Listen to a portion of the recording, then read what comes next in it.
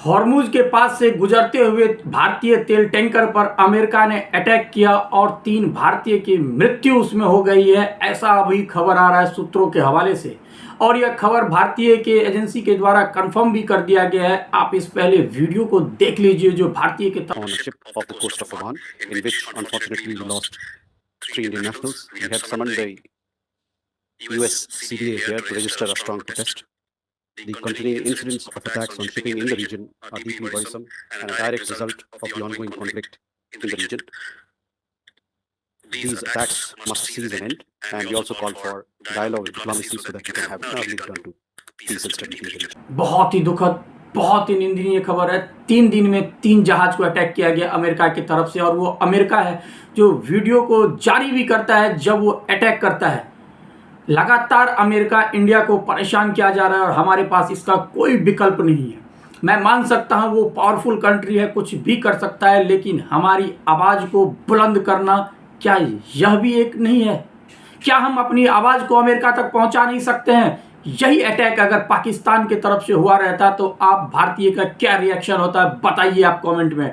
आप दिन रात एक कर देते, सभी के सभी पीछे पड़ जाते। कोई ऐसा जिला नहीं है, कोई ऐसा कस्बा नहीं है, कोई ऐसा राज्य नहीं है जहां पर ये सरकार की मंत्री जुलूस निकाल नहीं देते, ट्विटर पे बाढ़ नहीं ला देते। लेकिन आज के समय में सबके सब मौन है, चुप है। क्यों? क्योंकि आपका मुखिया ही आज के समय में चुप बैठा है। कहीं न कहीं यह भारतीय के लिए बहुत शर्मिंदगी की बात है कि हमारे भारतीय मारे जा रहे हैं और हम सब चुप हैं, कुछ नहीं कर पा रहे हैं। बताइए, सबसे पहले मैं आपको बता दूं कि अगर अटैक होती है तो सबसे पहले चेतावनी दी जाती है, उससे भी नहीं माना जाता है तो कब्जे में किया जाता है, उससे भी नहीं माना जाता है फिर जाके अटैक होती है। इन्होंने 3 दिन में 3 जहाज पर अटैक किया अमेरिका ने। ये कहते हैं कि ईरान से जो भी तेल जा रहा है उस पर अटैक करेंगे, और यह तेल वह ओमान के रास्ते से आ रही थी, ओमान के तट पे ही अटैक किया और हमारे 3 भारतीय की उसमें मृत्यु हो गई, और जो भी थे उसे ओमान की मदद से बचा लिया गया है। मैं कहता हूं ये कब तक हिंदुस्तान इस तरीके से अमेरिका के सामने घुटना टेकता रहेगा? हम कब तक अपनी आवाज़ को दबाएंगे? और आप समझते क्यों नहीं? विश्व गुरु बनने चले थे हम। आप कहते थे कि दुनिया के सबसे ताकतवर 5 ट्रिलियन इकोनॉमी वाले देश बनेंगे, पूरी दुनिया को अपने सामने लाएंगे, बताएंगे कि भारतीय का क्या हो। मतलब क्या क्या नहीं बोला यार, जो मन में आए, जिसे कुछ पता नहीं, बस बोलना स्टार्ट किया। क्योंकि चंद व्यूज चाहिए हमें अपने आप को एक टेलीविजन पे दिखाना है। आप जब आए थे, अब वहां पर जा करके प्रचार किया गया, अब की बार ट्रंप सरकार, जहां पे ट्रंप साहब आए तो उनके लिए दरी बिछा दी गई, ना जाने कितने खर्च कर दिए गए, पूरी स्टेडियम में उनके ऐसा क्राउड लगाया गया, इस तरीके से माहौल बनाया गया जैसे ट्रंप ना हमारे चाचा हो, पता नहीं किस प्लेनेट से आए हो, आज तक किसी ने देखा ही नहीं है। अब वही ट्रंप दिन रात हमें कोसता है और एक ट्वीट नहीं होती है। और ट्वीट से याद आया, अभी यही हमारे नरेंद्र मोदी प्रधानमंत्री देश के, उनका जन्मदिन था कल। बाकायदा माय डियर फ्रेंड करके डोनाल्ड ट्रंप ट्वीट करता है, सबसे लंबी अवधि के लिए प्रधानमंत्री होने के लिए देश को में उन्हें शुभकामना देता है कि आप सबसे लंबी अवधि के साथ देश में प्रधानमंत्री रहे, इसलिए मैं आपको शुभकामना देता हूं। और यह भी कहते हैं माय डियर फ्रेंड, आपको भी बहुत बहुत धन्यवाद। एक तरफ वो ट्वीट करके माय फ्रेंड का खेला चल रहा है और एक दूसरे को धन्यवाद दे रहे हैं, और दूसरे तरफ वहां पे हमारे भारतीयों को गोली से अटैक किया जा रहा है जहाज पे। और आप उस चीज के लिए रिप्लाई देते हो ट्वीट करके जब आपको कोई बर्थडे विश करता है, लेकिन आपके देश पे अटैक करता है तब आप क्यों चुप रहते हो? तब आप ट्वीट क्यों नहीं करते हो? एक बार अमेरिका की खंडन क्यों नहीं करते हो लिख करके डोनाल्ड ट्रंप के बारे में कि यस डोनाल्ड ट्रंप आपने हमें बर्थडे विश की, उसके लिए आपको धन्यवाद। लेकिन जिस तरीके से जहाज पर अटैक हुआ वो सही नहीं है।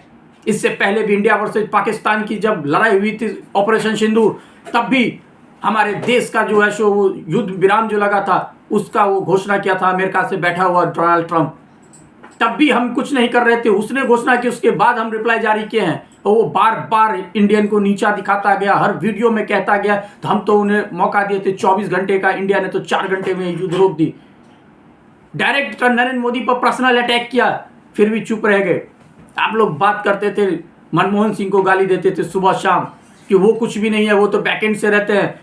अरे वही मनमोहन सिंह ने इकोनॉमी को सबसे ऊपर उठाया था जब उनको मिली थी ना, वो वास्तव में डेड इकोनॉमी मिली थी। अब बेहतरीन करके दिखाया। वो अमेरिका के ही इससे पहले जो राष्ट्रपति थे बराक ओबामा, उन्होंने कहा था क्लियर कि सरदार जी तुसी ग्रेट हो यार। उस इकोनॉमी को उन्होंने प्लस किया। ये था मनमोहन सिंह की पावर। उन पे तो उनसे कंपेयर ही नहीं कर सकते हो आप। हमारा देश कहाँ जा रहा है, महंगाई कहाँ जा रही है, बेरोजगारी कहाँ जा रही है। अगर कोई स्टूडेंट के साथ खड़ा होता है तो उस पर केस, तो उसको एफआईआर करो, वो तो कोर्ट है कि जमानत दे देती है। महंगाई किस दिशा में जा रहा है, पेट्रोल कहाँ चली गई, गैस कहाँ चली गई, खाने पीने की सामान कहाँ चली गई, हमारे जो बेसिक्स आइटम होते हैं वो सामान कहाँ चला गया। सभी की रेटें हाई दरें चल रही है। और फिर भी टीवी पे ब्रेकिंग न्यूज़ गोदी मीडिया के द्वारा दिखाया जा रहा है कि सबसे बढ़ती हुई अर्थव्यवस्था विश्व में हमारा भारत। काहे का भारत, जब एक तरफ दिखाते हो आप कि हमारी महंगाई बढ़ रही है, दूसरी तरफ आप भारत के गुणगान गाते हो।